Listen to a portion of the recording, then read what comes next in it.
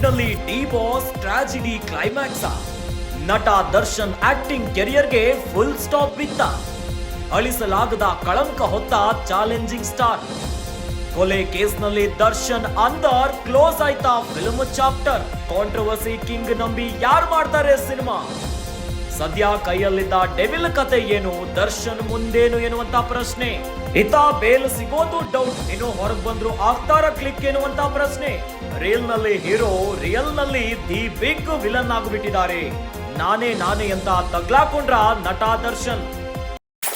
ರೇಣುಕಾಸ್ವಾಮಿ ಕೊಲೆ ಪ್ರಕರಣಕ್ಕೆ ಸಂಬಂಧಿಸಿದಂತೆ ಕೊಲೆ ಕೇಸ್ನಲ್ಲಿ ನಟ ದರ್ಶನ್ಗೆ ಪೊಲೀಸ್ ಕಸ್ಟಡಿ ಆಗಿದೆ. ದರ್ಶನ್ ಸೇರಿ 13 ಆರೋಪಿಗಳು ಪೊಲೀಸರ ವಶಕ್ಕೆ ಹೋಗ್ಬಿಟ್ಟಿದ್ದಾರೆ.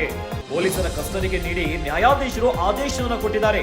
6 ದಿನದ ಮಟ್ಟಿಗೆ ಪೊಲೀಸ್ ಕಸ್ಟಡಿಗೆ ನೀಡಿದ್ದಾರೆ. ಇನ್ನು ಪೊಲೀಸ್ ಕಸ್ಟಡಿಯಲ್ಲಿ 13 ಕೊಲೆ ಆರೋಪಿಗಳನ್ನ ಕಸ್ಟಡಿಗೆ ನೀಡುವಂತೆ ಜಡ್ಜ್ ಆದೇಶವನ್ನ ಕೊಟ್ಟಿದ್ದಾರೆ. ಇತ್ತ ಸ್ಯಾಂಡಲ್ವುಡ್ ನಲ್ಲಿ ಡಿ ಬಾಸ್ ಕತೆ ಮುಂದೇನು? ನಟ Darshan acting career full stop ಬಿದ್ದು ಬಿಡುತ್ತಾ ಈ ಒಂದು ಪ್ರಕರಣದಿಂದ ಅತ್ಯಂತ ಬೇಕರವಾಗಿ ಕೊಲೆಯಾಗಿದೆ.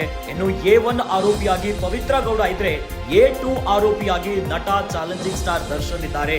ಹೀಗಾಗಿ ಅಳಿಸಲಾಗದ ಕಳಂಕವನ್ನ ಹೊತ್ತಿದ್ದಾರೆ ಚಾಲೆಂಜಿಂಗ್ ಸ್ಟಾರ್. ಕೊಲೆ ಕೇಸ್ನಲ್ಲಿ ದರ್ಶನ್ ಅಂಧರಾಗ್ಬಿಟ್ಟಿದ್ದಾರೆ.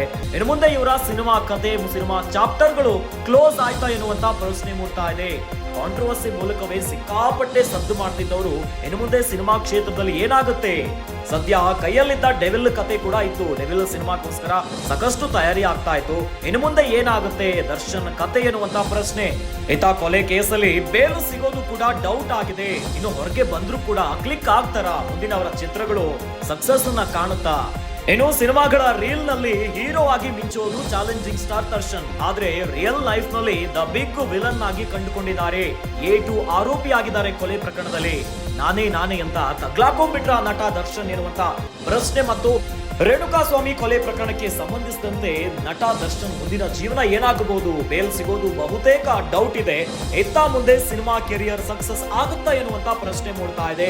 ಇನ್ನು ಈ ಕೊಲೆಯ ಸುತ್ತ ಅನೇಕ ಅನುಮಾನಗಳು ಶುರುವಾಗಿದೆ.